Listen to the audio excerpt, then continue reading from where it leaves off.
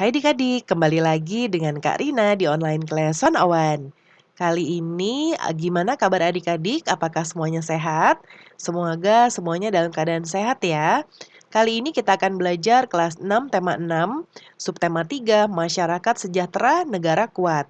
Di pembelajaran 5 kita akan belajar bahasa Indonesia dan IPA di halaman 112 sampai dengan 116. Nah, adik-adik, setiap orang harus berupaya untuk hidup sejahtera ya. Jika semua warga Indonesia sejahtera, negara ini akan semakin kuat. Masyarakat yang sejahtera akan mampu mengembangkan negara Indonesia supaya lebih maju. Selain itu, masyarakat sejahtera akan mampu menjaga keutuhan negara kesatuan Republik Indonesia. Nah, ini ada beberapa gambar ya. Yang pertama, gambar Siti dan teman-teman sedang belajar bersama. Lalu di sini masing-masing saling menghargai perbedaan agama. Ini sedang panen ya, lalu ini berolahraga bersama.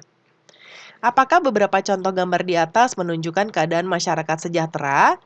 Ungkapkan pendapatmu ya. Nah, gambar tersebut menunjukkan masyarakat sejahtera ya karena dapat memenuhi kebutuhan dengan baik. Seperti dapat bersekolah, berhubungan baik antar umat beragama, mendapatkan hasil panen yang memuaskan, dan berolahraga di lingkungan yang bersih dan sehat. Kemudian Udin memasuki masa pubertas. Udin tidak lagi kanak-kanak. Udin mulai bersungguh-sungguh dalam belajar. Udin ingin menjadi anak pintar supaya hidupnya sejahtera sehingga berguna bagi bangsa. Ingatkah kamu perbedaan masa kanak-kanak dan masa pubertas? Lakukan kegiatan berikut ya. Jadi carilah beberapa gambar tentang ciri-ciri masa kanak-kanak dan masa pubertas. Jika kamu anak laki-laki, carilah gambar anak laki-laki pada masa kanak-kanak dan pubertas. Kalau perempuan ya gambar perempuan di masa kanak-kanak dan masa pubertas. Tempelkan lalu tuliskan ciri-cirinya. Nah, Karina buatkan di sebelah kanan ya. Karina buat dua-duanya. Yang pertama yang laki-laki. Ini gambar anak-anak ya. Ciri-cirinya di sebelah kanan, suara belum membesar, belum tumbuh jakun, dan belum tumbuh kumis, jambang, dan janggut. Nah, kalau yang pubertas, suara menjadi membesar, tumbuh jakun, kumis, jambang, dan janggut. Dan kesimpulannya ya, di sini masa kanak-kanak, perbedaan pada masa kanak-kanak dan pubertas adalah pada segi fisik terjadi perbedaan antara masa kanak-kanak dan masa pubertas. Di antaranya adalah pada masa kanak-kanak belum muncul rambut halus di ketiak dan alat kelamin, sedang masa pubertas sudah mulai tumbuh. Belum berubahnya suara pada masa kanak-kanak, sedang pada masa pubertas sudah ada perubahan. Dan pada masa kanak-kanak belum tumbuh jakun, sedangkan masa pubertas sudah. Nah, contoh yang kedua untuk anak-anak perempuan Karina buatkan. Ini contoh masa kanak-kanak, suara belum melengking, payudara belum tumbuh dan membesar, pinggul juga belum membesar. Nah, ini yang masa pubertas, suara menjadi melengking, payudara mulai tumbuh dan membesar, dan pinggulnya juga membesar.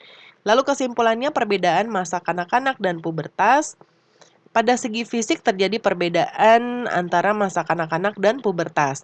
Di antaranya adalah pada masa kanak-kanak suara belum melengking, sedangkan pada masa pubertas sudah melengking.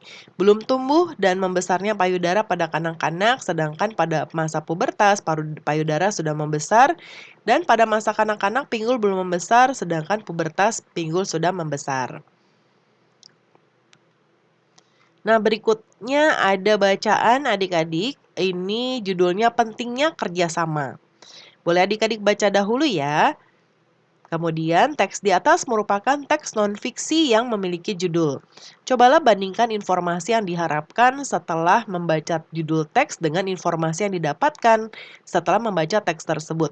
Ungkapkan hasil perbandinganmu dalam bentuk tabel. Nah, ini ya. Yang pertama adalah manfaat kerjasama.